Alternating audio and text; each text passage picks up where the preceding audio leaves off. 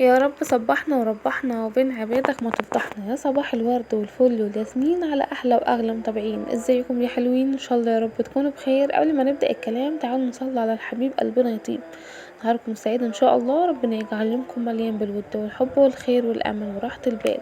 صباحكم ابيض زي قلوبكم. النهارده ان شاء الله ميعادنا في منيو الاسبوع بتاع الغدا، 7 اكلات ل7 ايام مختلفين، يوم جديد كله طاقه ايجابيه.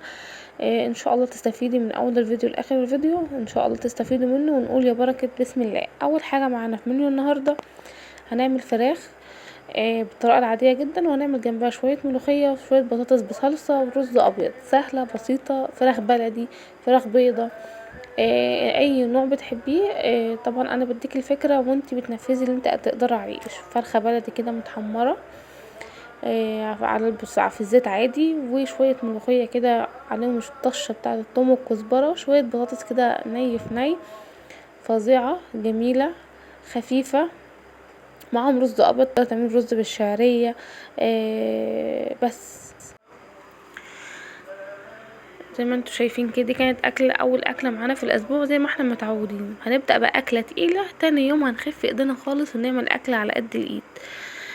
يوم هنصرف فيه، ويوم هنوفر فيه، ويوم هنعمل حفلة ويوم هنقتصد فيه على قد ما نقدر. تاني يوم بقى بكوباية عدس، يعني ب10 جنيه بس، هنعمل وجبة تنفع معانا فطار، تنفع معانا في غدا، بتتاكل بعيش، مش هتكلفنا اي حاجة، مش هتاخد من وقتنا غير 10 دقايق بس. لو عايزة الطريقة ادخلي على في القناة عندي، هتلاقي الطريقة بتاعته نازلة على القناة. سهل بسيط سريع لذيذ اقتصادي، مش بياخد مننا اي حاجة خالص غير كوباية عدس وبصلاية واحدة ورغيف عيش هنحمره في شوية زيت. بتنجان مخلل تقدر تستغنى عنه وزودي بطاطس مقلية، طماطم بالدقة، مش بطماطم، اي حاجة مادام هتاكليه بعيش. تمام، سهل برضو، مشبع جدا، أكلة اقتصادية مشبعة من أيام زمان جدا. وشوية جرجير بقى على شوية بصل، اللي نفسك تروح ليه اعملي جنبه. أكلة بسيطة خفيفة ب10 جنيه. يوم عملنا فرخة كلفتنا حوالي 100 وحاجة، تاني يوم هنعمل وجبة ب10 جنيه.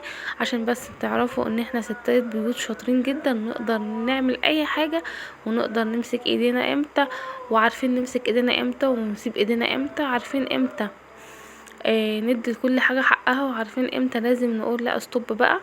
فنشوف ربنا يرزقنا جميعا ويوسع علينا جميعا يا رب. تالت يوم بقى هنعمل سردين صواني.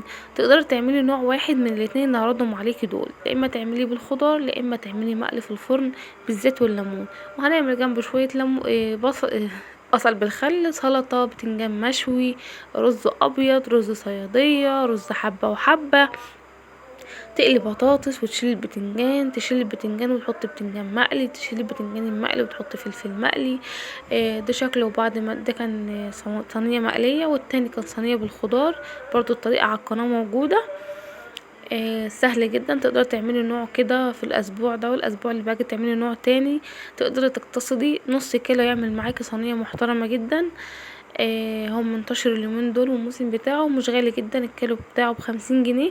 يعني ب50 جنيه ممكن تعملي عزومة وتلم حبايبك عليهم. بس مفيش اسهل ولا اسرع من كده. عملنا سردين نوعين، كيلو قسمنا نص بالخضار ونص بالزيت والليمون. وعملنا رز ابيض وسلطه وبتنجان مخلل وبصل مخلل بخل وفلفل مقلي. تمام، مفيش اسهل من كده ومفيش احسن من كده عامه يعني.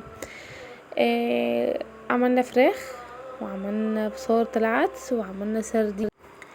هنعمل ايه بقى بعد كده؟ اكيد طبعا في وجبة اقتصادية. يلا بينا نشوف الوجبة الجاية هتبقى عبارة عن ايه.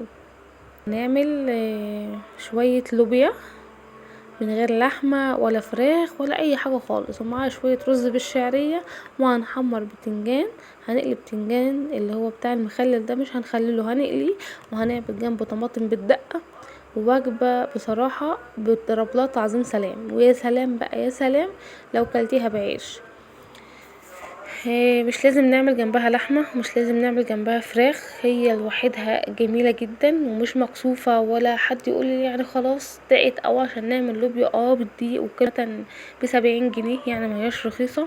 هتجيبي 8 كيلو ب15 جنيه او ب12 وشوية عامة يعني. عملنا يوم ما يبقى حلو، ويوم هنمسك ايدينا على قد ما نقدر خالص. عملنا اللوبيا زي ما انتوا شايفين، وبتنجان مقلي، ورز بالشعريه، وطماطم بالدقه. تقدر تحط شويه مخلل، تعملي سلطه خضراء، تقلي بطاطس، تسلقي بيض، اللي انت بتحبيه. بعد كده بقى هنعمل ايه؟ انا تهت منكم 5 يوم. هنعمل شويه هنعمل بانيه ورز اصفر، وهنعمل كده ايه طماطميه وخياره كده، هنشكلهم بشكل حلو عشان نفتح نفس ولادنا كده. رز اصفر مصر عادي بكركم وبصل، سهل جدا برضو. انا سايبه برضو الطريقه على اللي ما عملتوش معاكم، صحيح انا كنت مصوره الاكله.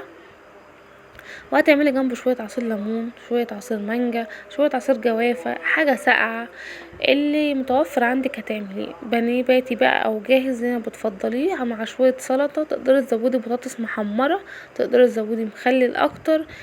تقدري تعملي جنبها ايه تاني، تقدري تشيلي الرز وتعملي مكرونه، بيقبل معاكي اي حاجه. خلاص بقى وفرنا ودبرنا وعملنا اللي نفسنا فيه. نيجي بقى هنا نعمل الكشري بقى، حبيب المصريين، الاكله اللي مفيش مصري ما بيحبهاش الا الناس القلطه اللي مناخيرها فوق، عشان نبقى صريحين مع بعض يعني.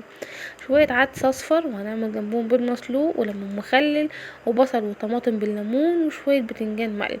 نقدر بقى نعمل جنبه بقى، اقولكوا بياخد ايه. خدي بقى بتنجان مقلي، فلفل مقلي، بطاطس مقليه، بيض مسلوق او مفقوش، سلطه قطع، سلطة خضرة، جرجير، مخلل، بتنجان بالدقة، طماطم بالدقة، صلصة. بياخد معاكو كتير. وعامة الأكلة دي بتكلف أكتر من الفراخ واللحمة. تمام. أكلة شعبية مصرية على اسكندرانية، ما بتقولكيش لا، مفيش حد ما بيحبهاش. هنيجي بقى النهارده هنختم المنيو بتاعنا بشويه لحمه كده حلوين، حته لحمه كده من عند الجزار. هنجيب نص كيلو، كيلو على حسب اعداد افراد اسرتك. وهنعمل جنبهم صينيه بطاطس، وهنعمل شويه شوربه ورز ابيض وحته مخلل، وبألف هنا وشفا.